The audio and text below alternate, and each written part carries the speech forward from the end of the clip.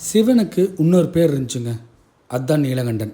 இந்த உலகத்தை காப்பாற்றுறதுக்காக சிவன் விஷத்தையே குடித்தாருங்க. எதுக்காக விஷத்தை குடித்தாரு, எதுக்காக நீலகண்டனுங்கிற பேர் வந்துச்சு, வாங்க போய் பார்க்கலாம்.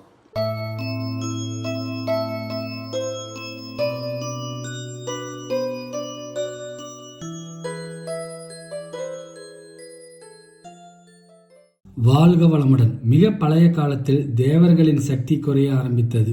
அசுரர்கள் உலகத்தை ஆட்சி செய்ய முயன்றார்கள். தேவர்கள் பலவீனமாகி பயத்தில் கவலையும் மூழ்கினர். என்ன செய்வது என்று தெரியாமல் அவர்கள் அனைவரும் மகாவிஷ்ணுவை நாடினர். விஷ்ணு அமைதியாக அவர்களிடம் சொன்னார், பார்க்கடலை கடையுங்கள், அதிலிருந்து அமிர்தம் வரும். அந்த அமிர்தம் உங்களுக்கு மீண்டும் சக்தி தரும். அதற்காக மந்திர மாலையை கடைப்பிடியாகவும் வாசுகி நாகத்தை கயிறாகவும் பயன்படுத்த முடிவு செய்யப்பட்டது. ஒரு புறம் தேவர்கள், மறுபுறம் அசுரர்கள் அனைவரும் சேர்ந்து பார்க்கடலை கடைக்க ஆரம்பித்தார்கள். கடல் கொந்தளித்தது. அலைகள் வானத்தை எட்டின. தேவர்களும் அசுரர்களும் முழு சக்தியுடன் இழுத்தனர். ஆனால் திடீரென்று பால்கடலில் உள்ளிருந்து கருமையான கொடிய விஷம் வெளியே வந்தது. அந்த விஷம் சாதாரண விஷம் அல்ல, உலகமே அழியும் அளவுக்கு கொடிய ஹாலஹலா விஷமே அது. வானம் கருமையாக மாறியது.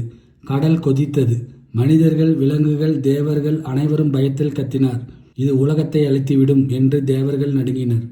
அந்த நேரத்தில் கைலாசத்தில் சிவபெருமான் அமைதியாக தியானத்தில் இருந்தார். உலகத்தின் துயரத்தை உணர்த்த தேவர்கள் அனைவரும் சிவனை நாடி ஓடினர். பிரபு, உலகத்தை காப்பாற்றுங்கள் என்று கண்ணீர் மல்க வேண்டினர். சிவபெருமான் மெதுவாக கண்களை திறந்தார். உலக உயிர்களை காப்பாற்ற வேண்டும் என்று முடிவு செய்தார். அவர் அந்த கொடிய விஷயத்தை தனது கையில் எடுத்தார். பார்வதி தேவிக்கு பயமாக இருந்தது. அது மிகவும் ஆபத்தான விஷயம் என்று அவர் கவலைப்பட்டார். ஆனால் உலக நலனுக்காக சிவபெருமான் அந்த விஷத்தை குடித்தார். அப்போது பார்வதி தேவி உடனே சிவனின் கழுத்தை பிடித்தார். விஷம் உடலுக்குள் செல்லாமல் கழுத்திலேயே நின்றது. அந்த விஷத்தின் தாக்குதலால் சிவபெருமானின் கழுத்தில் நீல நிறமாக மாறியது. அந்த நாளிலிருந்து சிவபெருமான் நீலகண்டன் என்று அன்போடு அழைக்கப்பட்டார். உலகமும் காப்பாற்றப்பட்டது.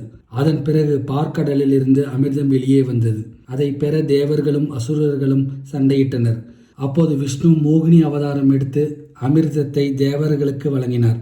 தேவர்கள் மீண்டும் சக்தி பெற்றனர். உலகத்தில் அமைதி திரும்பியது. ஆனால் அந்த நாளில் உலகம் பெரிய உண்மையை அறிந்தது. தன்னுடைய உயிரை பற்றி கூட சிந்திக்காமல் உலகத்தை காப்பாற்ற துன்பத்தை தாங்கியவர் சிவபெருமான் நீலகண்டன். வாழ்க வளமுடன்.